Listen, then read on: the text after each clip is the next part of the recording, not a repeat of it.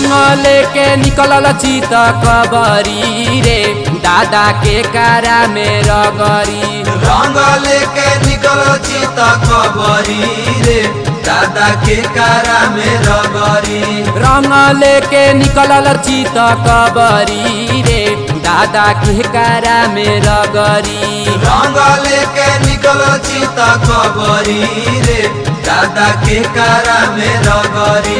मानू में रगरी की धन जी में रगरी। मानू में रगरी की धन जी में रगरी। रखे रंगवा चोलिया के कगरी रे दादा के कारा में रगरी।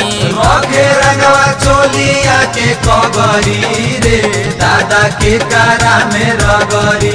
रंग लेके निकलल चित कबरी रे दादा के कारा में रगरी। रंग लेके निकल चित कबरी रे दादा के कारा में रगरी।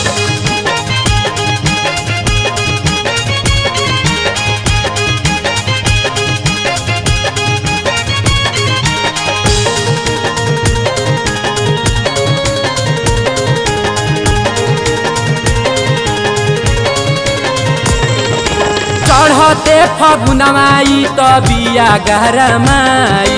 बिया गरमाई त बिया गरमाई। फगुना हटा के हवा एकरा भीतरी समाई। भीतरी समाई एकरा भीतरी समाई।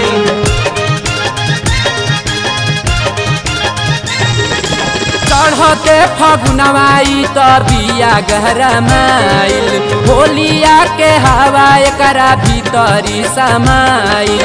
मोरल सरंग देख दोई गगरी रे दादा के कारा में रगरी। मोरल सरंग देख दोई गगरी रे दादा के कारा में रगरी। रंग लेके निकलल चित कबरी रे दादा के कारा में रगरी। रंग लेके निकल चित कबरी रे दादा के कारा में रगरी।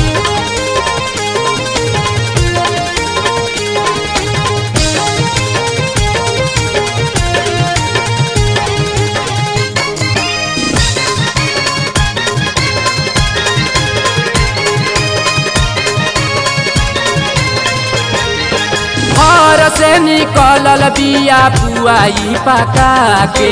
पुआई पका के हो पुआई पका के। डालतिया के हुओ के नियारा बोला के। नियारा बोला के हो नियारा बोला के।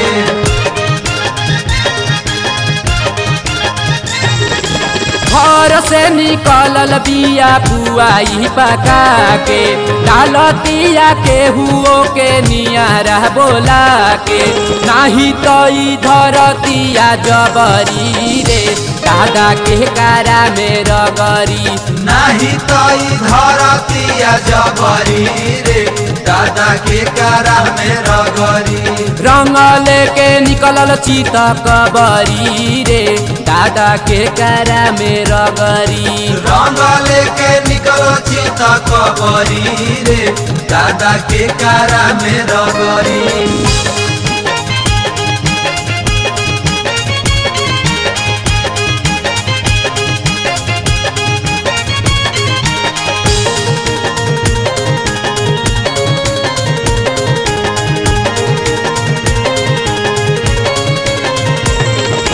मनु से मंगवले बिया बड़की पिचकारी।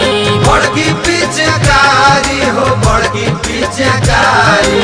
कहता रे बबलू ब्रिजे सबे करारी। ब्रिजे सबे करारी ब्रिजे सबे करारी।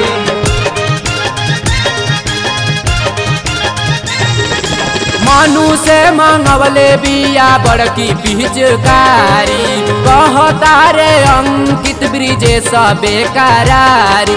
होलिया जमवल सर गाँव में सगरी रे दादा के कारा में रगरी। होलिया जमौलस गाँव में सगरी रे दादा के कारा में रगरी। रंग लेके निकलल चित कबरी रे दादा के कारा में रगरी रंग लेके निकलो चित कबरी रे दादा के कारा में रगरी।